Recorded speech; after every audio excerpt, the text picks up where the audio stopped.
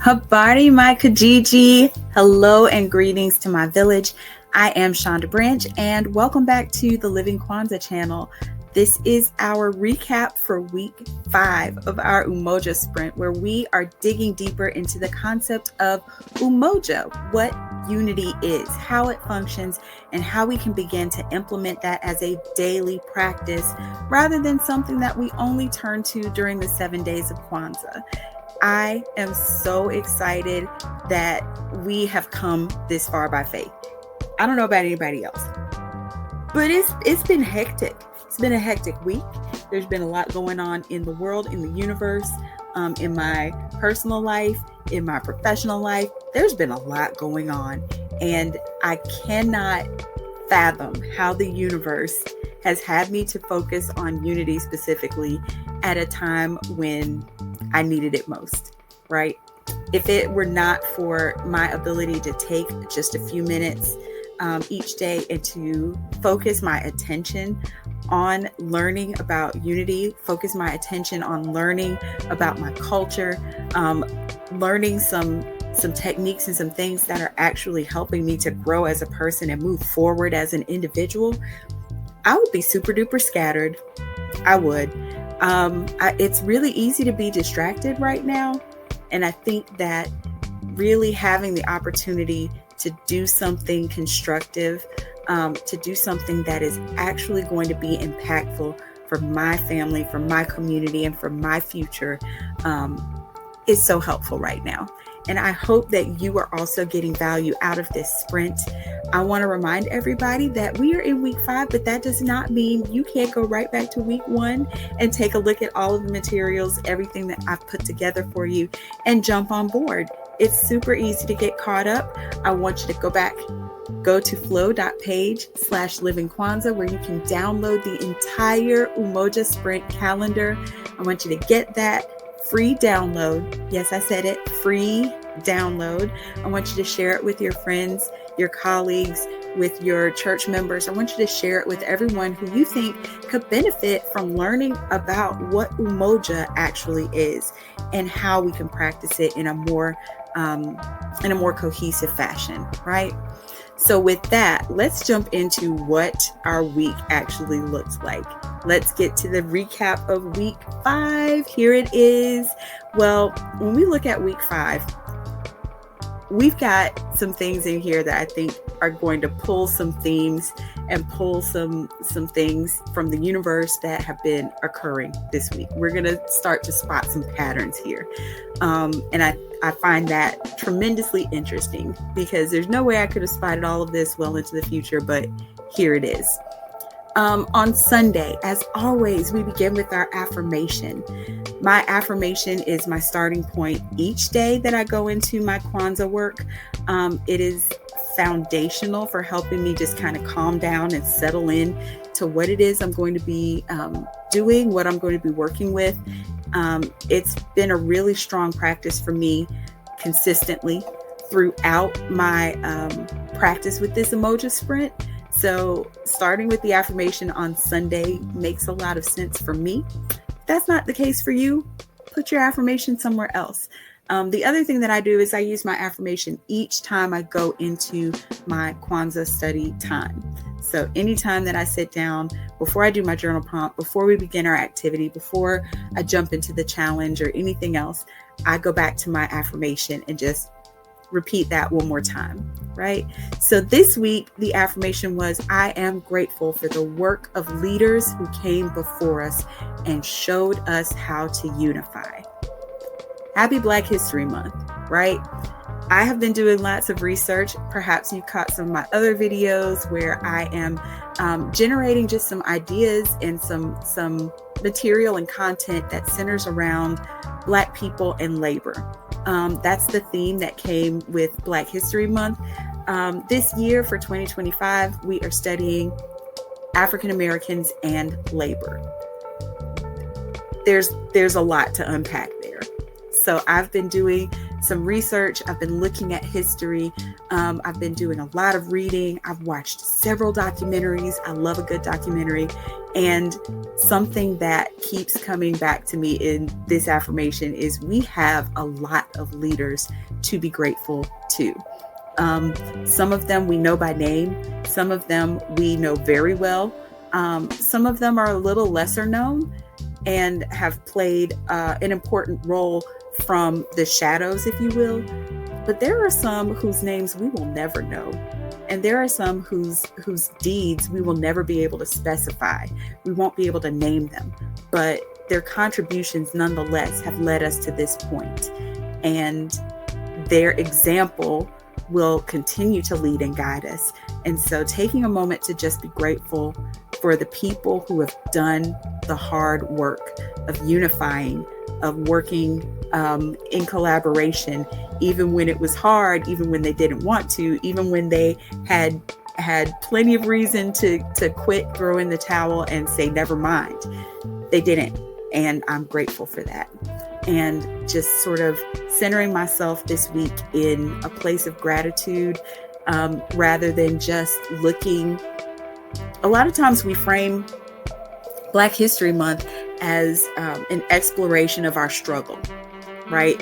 We look back at all the things that we have had to overcome, and that's a completely valid viewpoint. But I get sick of doing that sometimes, right? I'm looking at this from a new viewpoint this year. I'm really looking at it from the lens of how strong, how resourceful, how smart and capable and powerful our ancestors were, and our forerunners were, right? They gave us good examples and they have given us good leadership.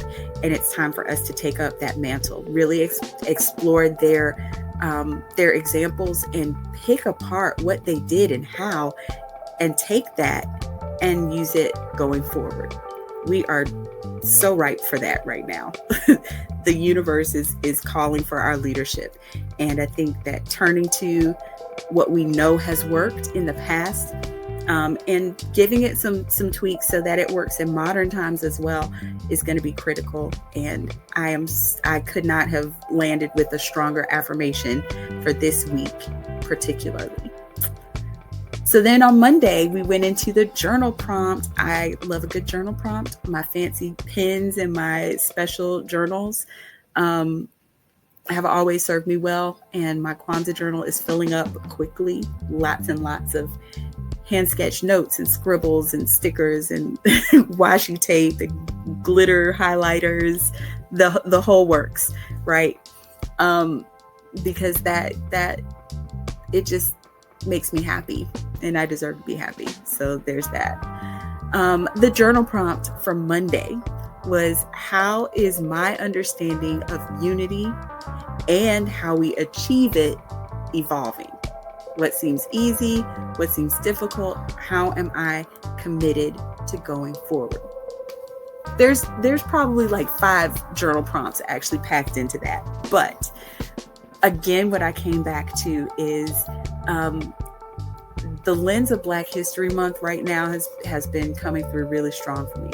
So looking at things from that perspective, really understanding my place in it. How am I committed to going forward in unity? How am I committed to moving forward with like-minded people? We talked about that last week. In a previous week, we talked about how do you unify with people who might have diverse viewpoints and don't see things quite the way you do. What's my understanding of unity and how we get there? How is that changing? I am beginning to get into some minutia as I look at this more, and some finer points and finer details that, things used to be black and white when you're younger. When you don't have quite so much at stake, it's this or that. Things are very clear and very sharp, and the details are there, and you are ready and willing to just jump at all times. You're ready to just go. You know what you know, and you're ready to jump on that. But as you get older, as you grow a family, as you have a career to think about, you begin to understand that there's some things that need some finesse, and there's some things where you are going to have to find ways to stand your ground without stepping on toes. Everybody does not see it that way, but that is a viewpoint that I am choosing to hold right now. And I said right now, things may change next week. The universe doesn't take a shift to the right. But I'm finding that as I look at this and as I study more, my ideas about what unity really looks like and how we get there, I'm softening and I'm becoming a little bit more pliable. And I think that may be something that the world will need to look at. If everybody's standing their own hard line, then we are not going to make much progress. We are not going to be able to get on the same page if nobody's willing to flip the page. So it's something to think about. It's something for you to journal about and to work through in your own time. But that's what I'm discovering. And if that's helpful for you, drop a comment and let me know. if you have a differing viewpoint, I don't mind if you comment that either, because I am here to learn just as much as anybody else. So then we jumped into Tuesday. We had our activity to write and deliver thank you notes to community leaders or helpers who have been drivers for unity. I didn't write any thank you notes. I sent text messages. It's 21st century. I've been busy. There's a lot going on. But I think the spirit of it was honored in just communicating to these people, hey, I see the work that you're doing and I'm grateful. Again, returning to gratitude. I'm grateful that you are doing that work. Thank you. Keep it up. Especially to public figures and public facing people who are doing this work. We have a lot of community activists and community folks who are doing this of their own volition. They're doing this of their own accord. They're giving up their time, talent, and treasures in many cases to do the work that must be done. And I think to stop and say thank you to those folks who rarely get it, I think that's impactful. And I think that will give some people a little energy, a little shot in the arm to keep going forward. And I think also it's important to remember that we are often very critical of our leaders. We give them a hard time a lot. When we don't like what they've done or when we disagree with something that has gone on, we have a tendency to voice that, to vocalize that, and to share our thoughts when that is the case. And so I think it is equally important that we come back and we say thank you when we do appreciate what they're doing, and just continue to uplift the fact that we know they're trying, that somebody is doing something. I think that's important. So whether you get those done on handwritten stationery, again, with like glitter pens and stickers and the whole 9 yards, or you just shoot a text message or a social media post, I think the spirit is to just let them know that they are appreciated. Then our challenge on Wednesday, identify a minor disagreement or an unresolved tension in your life. Take the first step to address it constructively using active listening and empathy. I'm going to just go ahead and ask the church to pray for me on that one, right? Because I am trying to get better at having difficult conversations. But again, I'm just going to ask the church to pray for me on that one. Identifying something specifically. I am going back to the conversation about my conflict style. My conflict style generally is not to have a conflict. I'm not going to fool with it. I'm not going to argue with you. I'm not going to go back and forth, round and round, up and down, over, in and through, about most things, right? And so when I am forced to kind of sit down and think through a conflict, a disagreement, again, even if it's minor, it's hard for me to really just like pick one out of the air. But that has also not yielded me a lot of practice with conflict resolution and getting to the bottom of something and getting to the bottom of something gracefully. So, I'm going to ask a third time. Church, pray for me, and we're going to keep it pushing. Our quote this week is from one of my favorite leaders, Malcolm X. Love, love, love Malcolm X. He's a tremendously fascinating figure for me in Black history. I'm just intrigued by him. And I think the first thing that I remember about Malcolm X is like having to sneak and watch the movie when I was younger, because like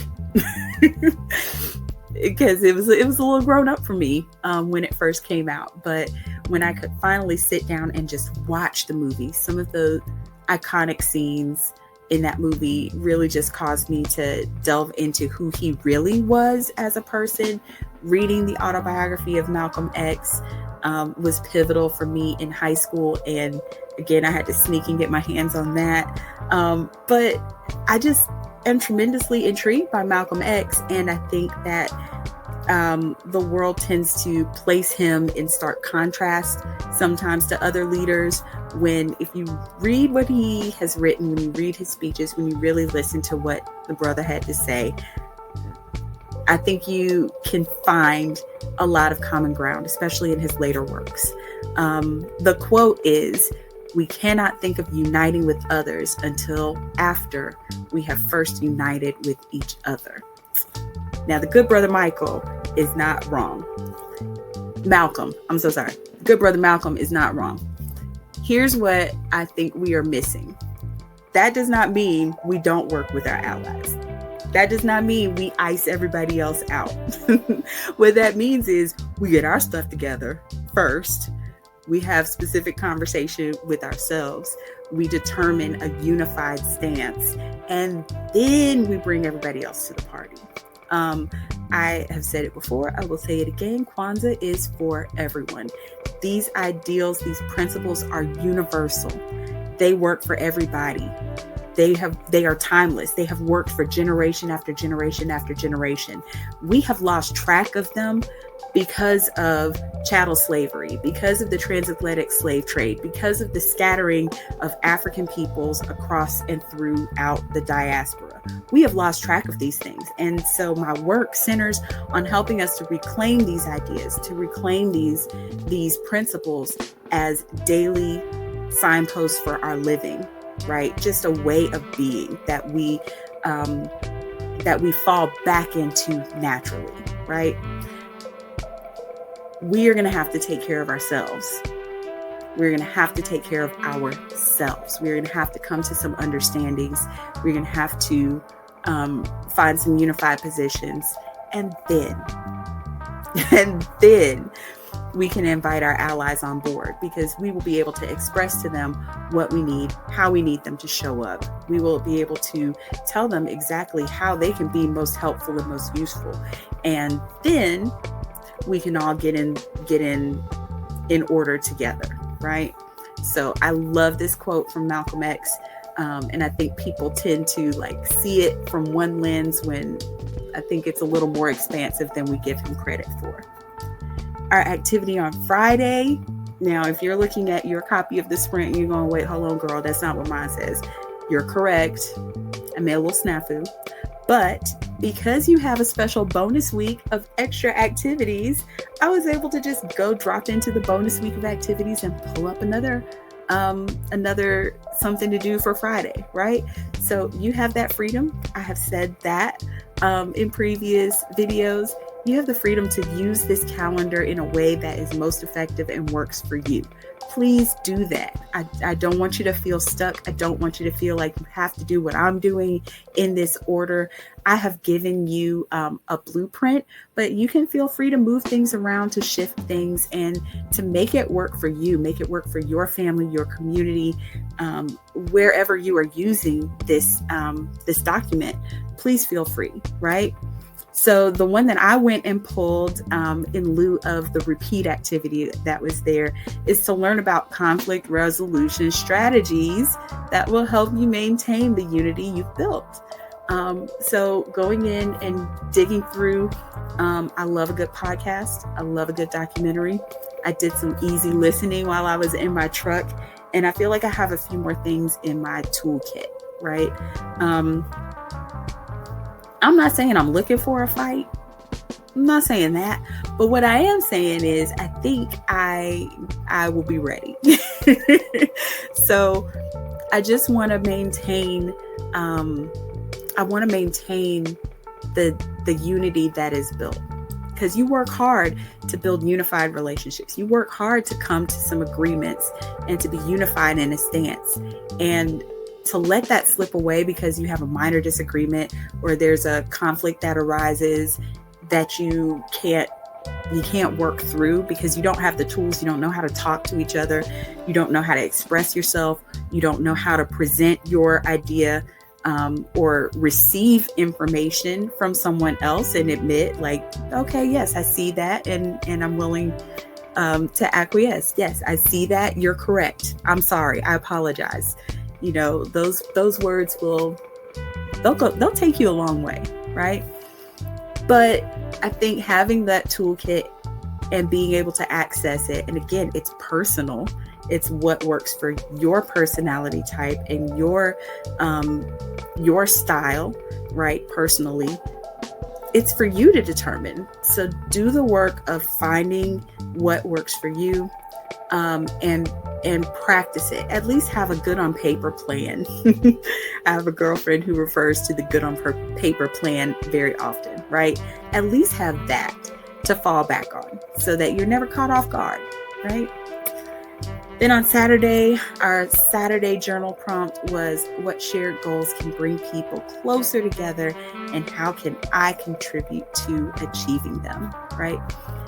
I treated this almost like a vision board, and there's pictures and images and word salad, just, big ideas. I just let myself dream big for about 7 minutes. And I think what I came up with centers around me continuing these kinds of conversations, creating spaces where people can come together, making available the opportunity for people to have conversations that they would not otherwise have.